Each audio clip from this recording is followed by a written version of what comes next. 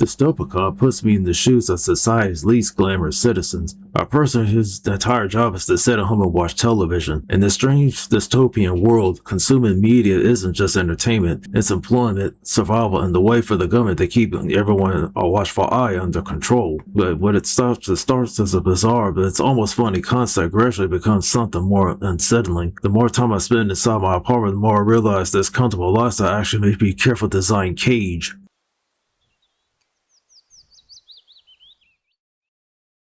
I play as a Class 2 citizen. Instead of having a normal job, my official responsibility is just to sit at home and watch television. Yes, that's my career, and the government corporations effectively pay me to consume appropriate television, advertisements, and propaganda. But the money doesn't exactly make me rich. Most of it goes straight back into paying for food, rent, electricity, entertainment, and everything else I need just to keep living comfortably. But that's where the game's central joke starts to become much darker. I'm essentially getting paid just to consume media that's using the money to maintain the lifestyle that allows me to consume even more media. For me, that's where Dystopicon, the satire, really hits. It takes the idea of consumerism, corporate influences, surveillance, and technological dependence that turns them into a bizarre little simulation where my apartment is both my home and my prison. I can simply accept the system and remain a model citizen, or I can start asking questions and investigate what's really happening outside of my four walls.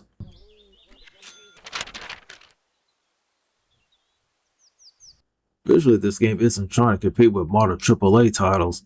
It doesn't need to be, because the game mixes simply low-poly 3D environments with retro-inspired 2D pixel visuals.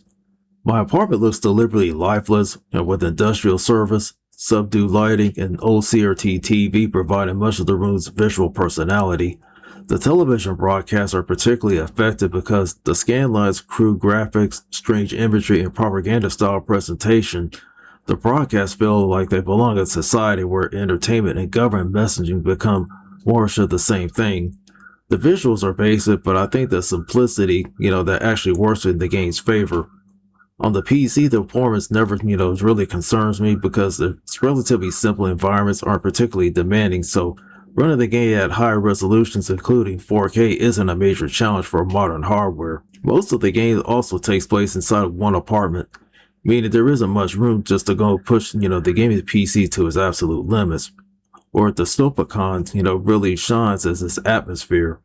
Rather than constantly filling the screen with music, the game relies heavily on environmental audio, ambient sounds that create strange and isolated feelings as I spend more and more time inside the apartment. The story is also presented in several different ways: comic-style scenes, text, television broadcasts, environmental details that gradually reveal what's really happening around me.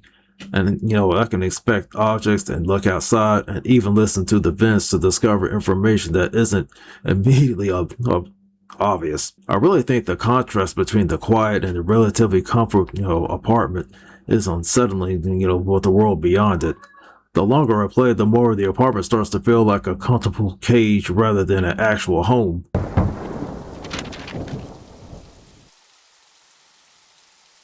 At its foundation, Dystopicon is a first-person point-and-click, experience that mixes resource management, exploration, and narrative choices. I constantly balancing my finances, basic needs, comfort, relationships with the authorities, while trying to figure out what's exactly the kind of society, I've been trapped inside. The TV economy, is effective in my workplace, but watching a approved program earns me money, while advertisements and various small activities can provide me additional income. It's a funny system, because the game rewards me just for being exactly what the government wants me to be, obedient, but I participate in the media systems that makes more money I can make. Because the game rarely has an outright explain the idea, the mechanics themselves become part of the satire.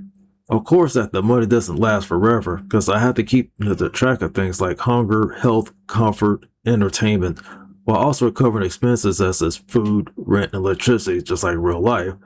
I can spend additional money on furniture, entertainment to improve the apartment, but that creates another balancing act. Do I save my cash for necessities, or do I spend it to make my artificial little life more comfortable? The systems are fairly straightforward, but that gives me enough to think about while I'm working through the story. The environmental interaction with the apartment itself is worth investigating because I can examine objects, check my mail, look through the blinds, listen through the vents for information.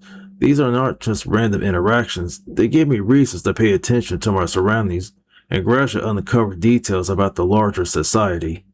The more curious I become, the more the game rewards me with information that isn't available through normal television routine.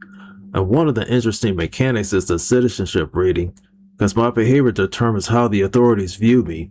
If I follow the rules and consume approved content, I can maintain my status, but if I start breaking regulations or investigating information I'm not supposed to know about, I can attract unwanted attention.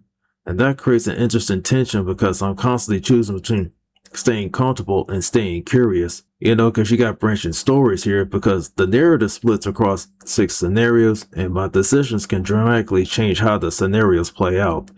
I can follow the rules and become a perfect citizen quietly and begin to question the system, or go much further than actively oppose it. Within the 14 possible endings, there's also a reason to replay the game after finishing a particular path, but I'm not just about seeing what happens, but it's about discovering how different choices can completely change my experience here.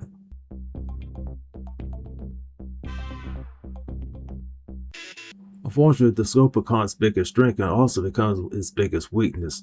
And one of those issues is the repetitive gameplay, which is a good example. Spending time watching television, managing my needs, earning money, and completing basic tasks makes sense.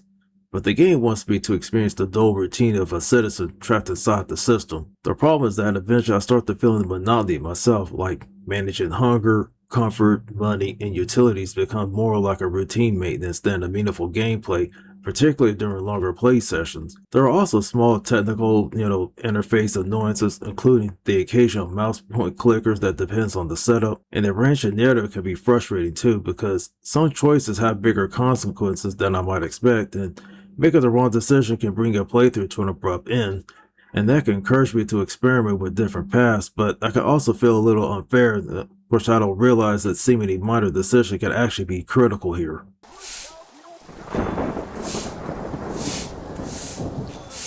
Overall, I think Dystopicon is an unusual indie game that's genuinely clever ideas. For me, its biggest success is the way it turns the ordinary as watching television to commentary on consumerism, corporate influence, and surveillance and media control. I also enjoy the atmosphere of the branching stories, but having multiple endings gives me a reason to return to see how different outcomes are. But mechanically, the experience doesn't always keep up with its ideas. The repetitive routine of watching TV, managing resources, and maintaining my apartment effectively communicates the monotony of this dystopian lifestyle. Unfortunately, the same monotony can eventually make the game feel itself repetitive. While I think Dystopicon has a great, strong concept, some genuinely sharp satire, but I don't think this gameplay reaches the same level as its premise. And for that, I give Dystopicon a 3 out of 5. Thank you for watching this review. If you enjoyed it, be sure to leave us a like and subscribe to the Gamer section. And don't forget to hit that bell so you don't miss out on the next review and other content.